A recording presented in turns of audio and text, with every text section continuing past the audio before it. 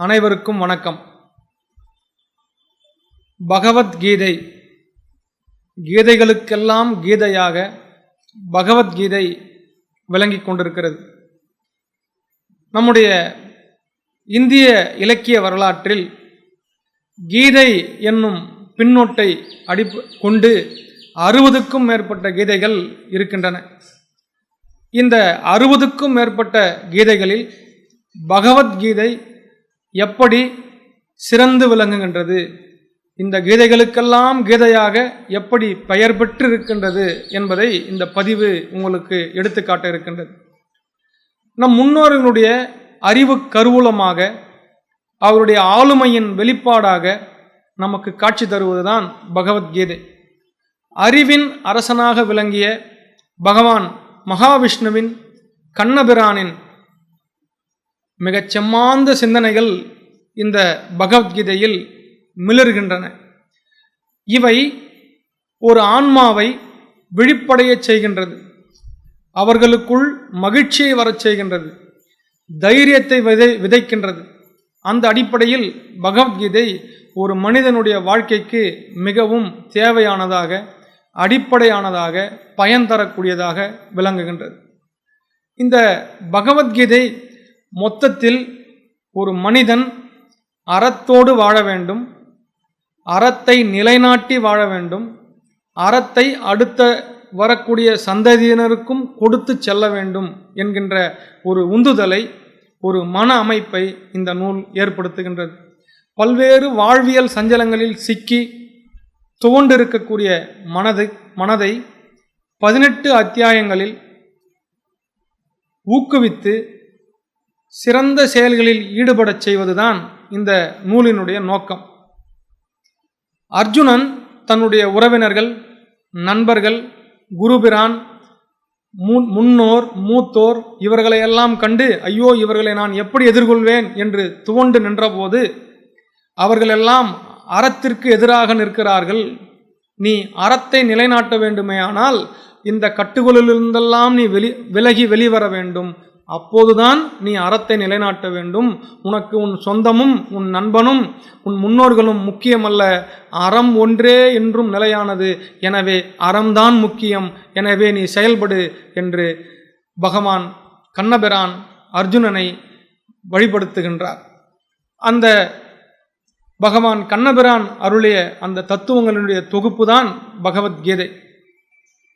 இந்த சிறப்பால் தான் இந்த நூல் கீதைகளுக்கெல்லாம் கீதையாக விளங்குகின்றது. இந்த நூல் ஒப்பும் உயர்வும் இல்லாத ஒரு நூல். பகவத்கீதை என்றால் கடவுளின் பாடல்கள் என்று பொருள். பாண்டவர்கள் கௌரவர்களுக்கிடையேயான அரசு உரிமைக்காகவும் அறத்தை நிலைநாட்டுவதற்காகவும் ஒரு போர் இவர்களுக்கிடையே நடைபெறுகின்றது. அந்த போர்க்களத்தில் கண்ணபிரான் அர்ஜுனனுக்கு வழங்கிய தத்துவங்கள் தான் இந்த பகவத்கீதை. உலகியலிலும் மெய்யியலிலும் ஒரு சேர ஒருவர் வெற்றி பெற விரும்பினால் பகவத்கீதையை ஆழ்ந்து கற்க வேண்டும். இந்த நூல் உலகியலாகவும் மெய்யியலாகவும் நம்மை வெற்றி பெறச் செய்ய துணை செய்யும். இந்த பகவத்கீதை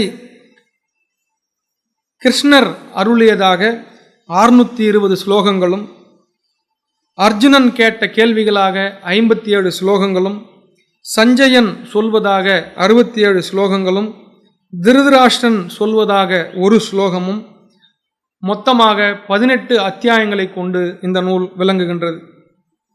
இது 3 பகுதிகளாக பிரிக்கப்பட்டுள்ளது. ஷட்கம் என்று அதை சொல்லுகின்றார்கள். முதல் பகுதி 1 to 6 வரை உயிர் தத்துவம், கர்மயோகம், சுயமுயற்சி ஆகியவற்றை இந்த பகுதி விளக்குகின்றது. 2ஆம் பகுதி 7 முதல் 12 அத்தியாயம் வரை ஈஸ்வர தத்துவம், பக்தி யோகம், ஈஸ்வர அனுகிரகம் என்கின்ற 3 நிலைகளை இந்த 6 அத்தியாயங்களும் விளக்குகின்றன. 13 முதல் 18 வரை இருக்கக்கூடிய 3ஆவது பகுதி ஜீவ ஈஸ்வர ஐக்கியம், ஞான யோகம், நற்பண்புகள் ஆகியவற்றை குறித்து நமக்கு விளக்குகின்றது. இந்த 3 பெரும்பகுதிகள் தான் 18 அத்தியாயங்களாக விரிந்து பகவான் கிருஷ்ணனின் அருள் அமுதமாக நம்முடைய செவிகளுக்கு இன்பம் பயக்கின்றது. இந்த பகவத்கீதை பற்றி நாம் முழுவதுமாக அறிந்து கொள்வதற்கு முன்பாக அதனுடைய பிழிவு என்ன என்பதை ஒரு சில நிமிடங்கள் காணலாம். பற்றுகளை அகற்ற வேண்டும், புலனடக்கம் என்கின்ற யோக சாதனையை செய்து கொண்டே இருக்க வேண்டும், பலனில் பற்றற்று செயலில் தொடர்ந்து ஈடுபட வேண்டும், பரம்பொருளிடம் சுயநலமில்லாமல் சரணாகதி அடைய வேண்டும், மெய்ப்பொருளையே புகலிடமாக கொள்ள வேண்டும், யாரையும் எதற்காகவும் எப்போதும் வெறுக்காமல் இருக்க வேண்டும், சமநோக்கு உள்ள ஒரு பிரம்ம உணர்வோடு நாம் வாழ வேண்டும் என்கின்ற தத்துவங்களை அடிப்படையாக கொண்டுதான் பகவத்கீதை நமக்கு அருளப்பெற்றுள்ளது. இப்போது நான் படிக்கக்கூடிய இந்த சொற்றொடர், இந்த ஒரு பத்தி என்பது நிறைய பேர் உங்களுடைய வாழ்க்கையில் நிறைய முறை கேட்டிருக்கலாம். ஏனென்று கேட்டால் பகவத்கீதையின் உயிர் நாடியாக விளங்கக்கூடியதுதான் இப்போது நான் படிக்க இருக்கின்ற ஒரு செய்தி. எது நடந்ததோ அது நன்றாகவே நடந்தது, எது நடக்கிறதோ அது நன்றாகவே நடக்கிறது, எது நடக்க இருக்கிறதோ அதுவும் நன்றாகவே நடக்கும்.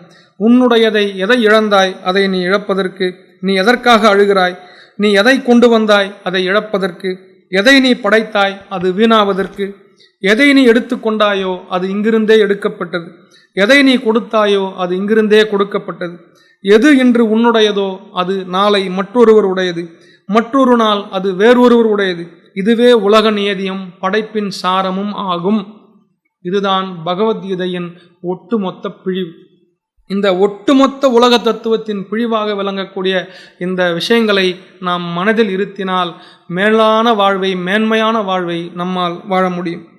அறம்தான் அனைத்திற்கும் அடிப்படை என்கின்ற மிகப்பெரிய ஒரு மனித விழுமியத்தை, செம்மாந்த விஷயத்தை இந்த நூல் நமக்கு புலப்படுத்துகின்றது.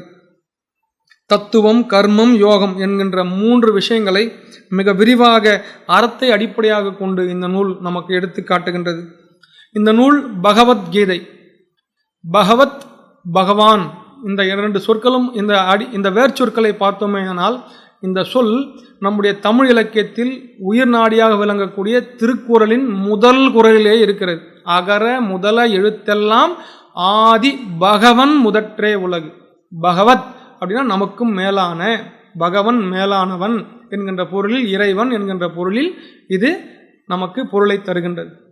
எனவே தமிழ் இலக்கியத்தில் முதலாக விளங்கக்கூடிய மேன்மையான ஒரு நூலாக விளங்கக்கூடிய அந்த திருக்குறளில் முதல் குறளிலேயே இந்த பகவன் என்கின்ற சொல் இருப்பதனால் பல ஆயிரம் ஆண்டுகளுக்கு முன்பு, ஏறக்குறைய 5000 7000 ஆண்டுகளுக்கு முன்பாக கிருஷ்ண பகவான் வாழ்ந்ததாகவும் அவர் அந்த வாழ்ந்த காலத்தில் நமக்கு பகவத்கீதை அருளியதாகவும் நமக்கு வரலாறுகள் குறிப்பிடுகின்றன. அப்படி 6000 ஆண்டுகளுக்கு முன்பு வாழ்ந்த கண்ணபிரான் அருளிய பகவத்கீதை என்கின்ற அந்த இலக்கியம், அந்த தத்துவ நூல் நம்முடைய மிக முக்கியமான நூலான திருக்குறளின் முதல் குறளிலேயே அந்த பகவத் என்கின்ற அந்த சொல்லும் நம்முடைய தமிழ் மொழியினுடைய தொன்மையையும் சிறப்பையும் நமக்கு உணர்த்துவதாக விளங்குகின்றது. ஞானத்தை அடைய விரும்புபவர்கள் என்னென்ன செய்ய வேண்டும் என்கின்ற படிநிலைகளை பகவத்கீதை நமக்கு அருளுகின்றது. மொத்தம் 20 விஷயங்களை அவங்க எடுத்து சொல்கிறாங்க பாருங்க. தற்பெருமையின்மை, தன்னிடம் இல்லாத நற்குணங்களை இருப்பது போல் காட்டிக்கொள்ளக்கூடாது, எந்த உயிரினத்தையும் எந்த விதத்திலும் துன்புறுத்தக்கூடாது, சுக துக்கங்களை நாம் இயல்பாக ஏற்றுக்கொள்ள வேண்டும், மனம், வாக்கு, உடல் முதலியவற்றால் நேர்மை, தூய்மை ஆகியவற்றையே வெளிப்படுத்த வேண்டும், நம்பிக்கையுடனும் பக்தியுடனும் பெரியோர்களிடம் நாம் நடந்து கொள்ள வேண்டும், உள்ளத்தில் உறுதியோடு இருக்க வேண்டும், மனம் மற்றும் ஐம்புலன்களை நாம் சரியாக புரிந்து கொள்ள வேண்டும், இவ்வுலக இன்பங்களிலிருந்து நாம் தன்னலமற்று விளங்க வேண்டும், அகங்காரம் இல்லாமல் இருக்க வேண்டும், பிறப்பு, இறப்பு, மூப்பு, நோய் இவற்றை சந்தித்தல் ஆகியவற்றை பற்றி சிந்தித்தல் ஆகியவற்றை செய்ய வேண்டும், மனைவி, மக்கள், வீடு, செல்வம் இவற்றில் தன்னுடையது இவற்றையெல்லாம் தன்னுடையது என்று முழுமையாக நம்புகின்ற அந்த நிலையிலிருந்து நாம் விலக வேண்டும், வேண்டியன வேண்டாதன என்பது இன்றி சமநோக்குடன் அனைத்தையும் நாம் காண வேண்டும், யோகத்தின் மூலம் பிறழாத பக்தியை நாம் வளர்த்து கொள்ள வேண்டும், தனிமையில் இருந்து தூய்மையை நாம் பெருக்கிக் கொள்ள வேண்டும், உலகியலில் ஈடுபாடுகள் கொண்டவர்களாக இல்லாமல் அதிலிருந்து விலகி இருக்க வேண்டும், அத்தியாத்ம ஞானத்தில் நின்று நிலைத்து நிற்க வேண்டும், தத்துவ ஞான பொருளான பரமாத்மாவையே தியானம் செய்ய வேண்டும், எது அதனில் மாறுபட்டதோ அதுவே அஞ்ஞானம். எனவே என்றும் மாறுபடாமல் இருக்கக்கூடிய மெய்ஞானமாகிய இறைவனே நிரந்தரமானது. எனவே அந்த நிரந்தரமானவற்றில் உன்னுடைய மனதை நாம் செலுத்த வேண்டும் என்கின்ற 20 பேருண்மைகளை இந்த 18 அத்தியாயங்களில் பகவத்கீதை நமக்கு எடுத்து காட்டுகின்றது. இந்து சமயத்தில் பகவத்கீதை கீதைகளின் கீதையாக எப்படி விளங்குகின்றது? இந்த கீதை என்கின்ற சொல் ஒரு பிரபலமான ஒரு சொற்றொடர். எனவே இந்த சொற்றொடரை பயன்படுத்தி பல்வேறு கீதைகள் நம்முடைய சம்பிரதாயத்தில், நம்முடைய இலக்கியங்களில் உருவாக்கப்பட்டிருக்கிறது. எனவே இந்து சமயத்தில் கீதை என்பது மிக முக்கியமான ஒரு அடிப்படையாக பார்க்கப்படுகிறது. எப்படி கிறிஸ்தவர்களுக்கு பைபிளோ, இஸ்லாமியர்களுக்கு திருக்குரானோ, அதுபோல் இந்து பெருமக்களுக்கு பகவத்கீதை என்பது ஆணிவேரான ஒரு நூலாக இருக்கின்றது. ஜெரால்டு ஜேம்ஸ் என்ற இந்திய தத்துவ அறிவியல் அறிஞர் சொல்லுகின்றார், ஒரு இந்துவாக இருக்க வேண்டும் என்பதன் முழுமையான உள்ள கிடக்கையை ஏதேனும் ஒரு நூல் நமக்கு குறிப்பிடும் என்றால் அந்த நூல் பகவத்கீதையாகத்தான் இருக்கும் என்று குறிப்பிடுகின்றார். எனவே இந்து மதத்தினுடைய தத்துவத்தையும் அதன் சிறப்பையும் ஒட்டுமொத்தமாக நமக்கு எடுத்து காட்டக்கூடிய ஒரு நூல் இருக்கிறது என்றால் அதுதான் பகவத்கீதை. இந்த பகவத்கீதை முக்குணங்களுடைய தன்மையை நமக்கு எடுத்து காட்டுகின்றது. பிறப்பு ஒக்கும் எல்லா உயிர்க்கும் சிறப்பு ஒவ்வா செய்தொழில் வேற்றுமையான் என்று நம்முடைய தெய்வ புலவர் திருவள்ளுவர் குறிப்பிடுகின்றார் அல்லவா. பிறப்பு எல்லா உயிருக்கும் ஒன்றாகத்தான் இருக்கிறது, ஆனால் சிறப்பு ஒவ்வாது. ஏனென்றால் செய்தொழில் வேற்றுமையாக இருப்பதால் ஒவ்வொருவரும் செய்கின்ற செயல் வெவ்வேறாக இருக்கிறது என்று குறிப்பிடுகின்றார். இந்த தத்துவம் அப்படியே பகவத்கீதையிலையும் இருக்கிறது.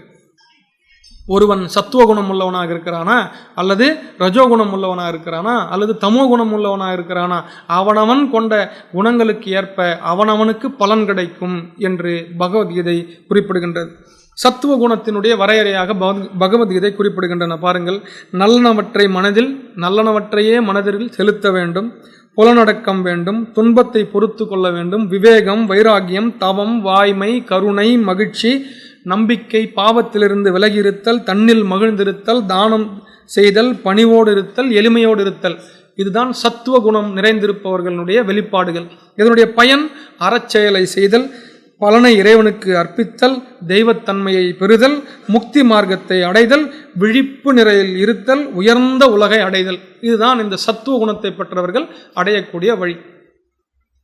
அடுத்ததாக ரஜோகுணத்தினுடைய வரையறையை சொல்றாரு பாருங்க. ரஜோகுணம் கொண்டவர்கள் வீரம், தானம், கல்வி, ஆசை, முயற்சி, இருமாப்பு, திமிர், செல்வம், வேற்றுமை எண்ணம், புலனின்பப்பற்று, பகை, பலனில் விருப்பம் இவற்றையெல்லாம் கொண்டிருப்பவர்கள் ரஜோகுணம் கொண்டவர்கள். இதனுடைய பயன் என்னவென்று கேட்டால் உலகியல் இன்பத்தை நுகர்தல், அசுரத்தன்மை அடைதல், செயல் புரிவதிலேயே எப்போதும் விருப்பம், இறப்பிற்கு பின் மனித உடல் ஆகியவற்றை மனிதம் இறப்பை அடைதல். இதுதான் ரஜோகுணத்தினுடைய தன்மைகள். எப்படி பிறப்போக்கும் எல்லா உயிர்க்கும் சிறப்போவா செய்தொழில் வேற்றுமையான் என்று வள்ளுவர் சொன்னதை அப்படியே இங்கே பகவத்கீதையிலையும் பார்க்கின்றோம். என்ன குணம் அதற்கேற்ற பலன். நிறைவாக தமோ குணத்தை பற்றி சொல்லுகின்றார். தமோ குணத்தினுடைய தன்மை காமம், கோபம், பேராசை, வெகுளி, யாசித்து பிச்சை எடுத்தல், மயக்கம், பொய் கூறுதல், இம்சை, வெளிவேஷம், கலகம், சோம்பல், வருத்தம், மோகம், கவலை, தாழ்மை, உறக்கம், அச்சம், பிறரை எதிர்பார்த்து நிறுத்தல், தமக்கும் பிறருக்கும் கேடு தரக்கூடிய செயல்களையே செய்தல், பகட்டாக வாழுதல். இதுதான் தாமச குணத்தினுடைய தன்மை. இதனால் விளையக்கூடிய என்ன என்று கேட்டால் சோம்பல், ராட்சச குணம், மோகம், துக்க நிலை, மறுபிறவியில் விலங்காக, மரம், செடி, கொடியாக பிறத்தல் போன்றவை ஏற்படுகின்றன. எனவே மனித செயல்களை நாம் ஒரு நெறிப்படுத்தி கொள்ள வேண்டும். முன்னறிவிப்பை செய்கின்ற ஒரு விஷயமாக இந்த முக்குணங்களும் நமக்கு இருக்கின்றன. எனவே ஒரு செயலை செய்யும் போது அவை வெற்றி அடையும்படியாக செய்ய வேண்டுமேயானால் நாம் செய்யும் செயல்களில் மிக அதிகமான கவனத்தை நாம் செலுத்த வேண்டும். இந்த காரணங்களால் தான் பகவத்கீதை கீதைகளின் கீதையாக விளங்குகின்றது என்பதை நாம் அறிந்து கொள்ள வேண்டும். இதற்கு பின் இந்திய இலக்கியங்களில் பகவத்கீதை என்கின்ற அந்த கீதை என்கின்ற பின்னோட்டோடு எத்தனை இலக்கியங்கள் இருக்கின்றன என்கின்ற அதனுடைய பெயரை மட்டும் நான் இப்போது படிக்கின்றேன். ஏறக்குறைய 60 கீதைகள் நம்முடைய இந்திய இலக்கியங்களில் நமக்கு கிடைக்கின்றன. குரு கீதை, அஷ்டவக்கர கீதை, அவதூத கீதை, வேணுகீதை, அணுகீதை, பிரம்மகீதை, ஜனககீதை, ராமகீதை 1, ராமகீதை 2, ரிபுகீதை, சித்தகீதை, புத்திரகீதை, வசிஷ்டகீதை, பாகா கீதை, பிக்ஷு கீதை, கோபி கீதை, அம்ச கீதை, ஜீவன் முக்தா கீதை, கபில கீதை, நகுச கீதை, நாரத கீதை, பாண்டவ கீதை, ரிஷப கீதை, சௌனக கீதை, ஸ்ருதி கீதை, யூகல கீதை, வியாத கீதை, யுதிஷ்டிர கீதை, மோக்ஷ கீதை, ரமண கீதை, ஈஸ்வர கீதை, கணேச கீதை, தேவி கீதை, பராசர கீதை, பிங்கள கீதை, போத்திய கீதை, யமகீதை, வியாக்ஷு கீதை, மன்கி கீதை, வியாச கீதை, விருதகீதை, சிவகீதை, சம்கத கீதை, சூதகீதை, சூரிய கீதை, ஹரித கீதை, விபீஷ்ண கீதை, ஹனுமத் கீதை, அகஸ்திய கீதை, பாரத கீதை, பீஷ்ம கீதை, பிராமண கீதை, ருத்ர கீதை, சனத் சுஜாத கீதை, யோகி கீதை, வல்லப கீதை, விதுர கீதை, வித்யா கீதை, பிராமர கீதை என்று 60 கீதைகள் நம்முடைய இலக்கியங்கள் அந்த வடிவில் படைக்கப்பட்டிருக்கின்றன. ஒருவர் சொல்ல ஒருவர் கேட்பது போன்று, ஒருவர் கேள்வி கேட்க அதில் பதில் சொல்வது போன்று இந்த கீதைகள் எல்லாம் அமைக்கப்பட்டிருக்கின்றன. இந்த 60 கீதைகளும் ஒவ்வொரு விதத்தில் சிறப்பு பெற்றவை. இருந்தாலும் பகவத்கீதை என்கின்ற அந்த கீதை தான் இவர்களுக்கு, இந்த கீதைகளுக்கெல்லாம் மணிமுடியாக விளங்குகின்றது என்பதை நிறுவுவதால்தான் இந்த பதிவு அமைந்திருக்கின்றது. இந்த பகவத்கீதையின் சிறப்புகளாக நாம் பார்த்தோமேயானால், ஆத்ம தத்துவத்தை பற்றி நமக்கு விளக்குகிறது. இதற்கு முன்னாடி சொன்ன அந்த 60 கீதைகளும் ஏதாவது ஒரு பொருளை மட்டுமே பற்றி கொண்டு அதற்கான விளக்கங்களை அளிக்கும். ஆனால் ஆல் இன் ஒன் என்று ஆங்கிலத்தில் சொல்லுவோம் அல்லவா, எல்லாம் இருக்கக்கூடிய முழுமை பெற்ற ஒரு பக்தி இலக்கியம் என்று சொன்னால் அது பகவத்கீதை தான். அதற்கான காரணங்களை இப்போது நாம் வரிசைப்பட காண இருக்கின்றோம். ஆத்ம தத்துவத்தை பற்றி விளக்குகிறது, தியானத்தின் செயல்முறைகளை விளக்குகிறது, கர்மம் யோகம் ஆகியவற்றின் வழி இறைவனிடம் நம்மை சேர்க்கிறது, துவைத அத்வைத தத்துவங்களை உணர்த்துகிறது, எது ஞானம் எது அஞ்ஞானம் என்பதற்கு தெளிவான விளக்கங்களை நமக்கு தருகிறது, இல்லற ஞானியாக இருந்து இறைவனை நாம் எப்படி அடைய முடியும், கர்மங்களை செய்வதன் மூலம் எப்படி கடவுளை அடைய முடியும் என்பதை ஸ்ரீமத் பகவத்கீதை நமக்கு காட்டுகிறது. பல வழிபாட்டு நெறிமுறைகளை போதித்து மனதை விரிவடைய செய்து அதில் மிக உயர்ந்த விஷயத்தை பற்றி கொள்ள கற்றுத்தருவதுதான் பகவத்கீதை. பிரபஞ்ச தோற்றம் பற்றிய தத்துவங்களை நமக்கு புலப்படுத்துகிறது, சந்நியாசம் பற்றிய புரிதலை நமக்கு ஏற்படுத்துகிறது, முக்குண இயல்புகளையும் அதன் பலன்களையும் நமக்கு கற்பிக்கிறது, இறைவனை சரணடைதல், முக்தி அடைதல் ஆகியவற்றை பற்றிய ஒரு பார்வையை நமக்கு ஏற்படுத்துகிறது. இந்த அடிப்படையில் எல்லாம் பார்த்தால் பகவத்கீதை எல்லா கீதைகளை விடும் சிறப்பான ஒரு கீதையாக இருக்கின்றது. பகவத்கீதை பற்றி நம்முடைய வாரன் ஹேஸ்டிங்ஸ், வெளிநாட்டிலிருந்து இங்கே வந்த ஒரு கவர்னர் ஜெனரல் குறிப்பிடுகின்றார். 1972 முதல் 75 வரை அவர் வங்காள கவர்னராக இருந்தவர். அவர் ஆங்கிலத்தில் பகவத்கீதையை மொழிபெயர்த்த போது அதற்கு ஒரு முன்னுரை எழுதுகின்றார். அந்த முன்னுரையில் நம்முடைய பகவத்கீதையினுடைய பெருமை எப்படி சொல்றார் பாருங்க. இங்கிலாந்து ஒரு காலத்தில் இந்தியாவை இழக்க நேரிட்டாலும் இந்தியாவில் தோன்றிய ஸ்ரீமத் பகவத்கீதையின் கோட்பாடுகளை இங்கிலாந்தின் நடைமுறைக்கு கொண்டு வந்தால் இங்கிலாந்து என்றும் மேன்மையுற்று விளங்கும். பகவத்கீதையில் சொல்லப்பட்ட தத்துவங்களையும் பேருண்மைகளும் வாழ்வியலாக இங்கிலாந்தில் வாழ்வோர் ஏற்றுக்கொண்டால் இங்கிலாந்து என்றும் நிலை பெற்று வாழும் என்று வாரன் ஹேஸ்டிங்ஸ் என்கின்ற ஆங்கிலேய கவர்னர் பகவத்கீதையினுடைய ஆங்கில நூலினுடைய முன்னுரையில் எடுத்து காட்டுகின்றார். மொத்தத்தில் பகவத்கீதை என்பது முழுவதுமாக அனைத்து சமயங்களும் ஒரு பொருளை பற்றியே நமக்கு எடுத்து காட்டுகின்றது. பேரறிவுதான் மனக்கலக்கத்திலிருந்து நம்மை விடுபடச் செய்யும். அந்த பேரறிவை நமக்கு தருவதில் பகவத்கீதை மிகச் சிறப்பான பணியை நம்முடைய வாழ்வில் செய்கிறது. அனைத்தும் ஏகம்தான். முடிந்த முடிவாக மனித குலத்திற்கு அதன் உண்மையான இயல்பை உணர்த்துவதுதான் ஒரு நூலினுடைய மிக முக்கியமான பங்கு. மனிதன் என்றால் இப்படித்தான் என்கின்ற ஒரு நிலையை அவனுக்கு புரிய வைப்பது ஒரு நூலினுடைய வெற்றி. அந்த வெற்றியை பகவத்கீதை பல ஆயிரம் ஆண்டுகளாக அடைந்து கொண்டே வருகிறது. தொடர்ந்து ஒரு நூல் பல ஆயிரம் ஆண்டுகளாக மக்களுடைய வரவேற்பையும் வாழ்த்தையும் பின்பற்றுதலையும் பெறுவது என்பது சாதாரண விஷயம் அல்ல. ஒரு குறிப்பிட்ட 100 ஆண்டுகளுக்கு பிறகு அந்த நூலினுடைய மகத்துவம் குறைந்து கொண்டே வரும். ஆனால் பகவத்கீதை என்கின்ற அந்த உன்னத நூலினுடைய பெருமை ஒவ்வொரு நூற்றாண்டிலும் அடுத்தடுத்த நிலைக்கு வளர்ந்து கொண்டே தான் இருக்கிறது. ஏனென்று கேட்டால் அது எக்காலத்திற்குமான நூல், முக்காலமும் பொருந்தக்கூடிய ஒரு நூல்தான் வாழ்வையும் பின்பற்றுதலையும் பெறுகின்றது. அந்த வகையில் பகவத்கீதை மிக முக்கியமான ஒரு நூலாக விளங்குகின்றது. நிரந்தரமற்ற பற்றுக்களிலிருந்து நம்மை விடுபடச் செய்கின்றது. சுய அறிவை நம்முடைய மனதிலிருந்து தூண்டுகிறது. பரந்த மனத்துடன் உலகில் இருக்கக்கூடிய அனைத்து உயிர்களையும் நம்முடைய உயிர்தான் என்கின்ற அந்த நினைப்பை நமக்கு பகவத்கீதை ஏற்படுத்துகின்றது. எனவே இப்பேற்பட்ட ஒரு அந்த சிறந்த பகவத்கீதையினுடைய சிந்தனைகளை நாம் எளிதில் புரிந்து கொள்ளும் வண்ணம் ராமானுஜர், மத்துவர், ஆதிசங்கரர், பாரதியார் போன்றோர் மிக எளிமையாக, கண்ணதாசன் உட்பட மிக எளிமையாக பகவத்கீதையினுடைய பெருமைகளை எல்லாம் நமக்கு உரைநடையில் எடுத்து காட்டியிருக்கின்றார்கள். எனவே பகவத்கீதை போன்ற ஞான நூல்களை பயில்வோம், இயற்கை விதியை பின்பற்றுவோம், கடமைகளை மிகச் சரியாக செய்வோம், ஜீவகாருண்யத்துடன் வாழ்ந்து யோக நிலைக்கு முயல்வோம். நாமும் ஒரு கர்ம யோகியாக மாறுவோம். வாழும் வழியறிந்து வாழ்வோம், ஞானம் பெறுவோம். பகவான் ஸ்ரீ விஷ்ணுவனுடைய அருளை முழுவதுமாக பெற்று நிலை பெறுவோம். கீதைகளுக்கெல்லாம் கீதையாக விளங்கக்கூடிய பகவத்கீதையினுடைய பெருமையை போற்றுவோம். நன்றி, வணக்கம்.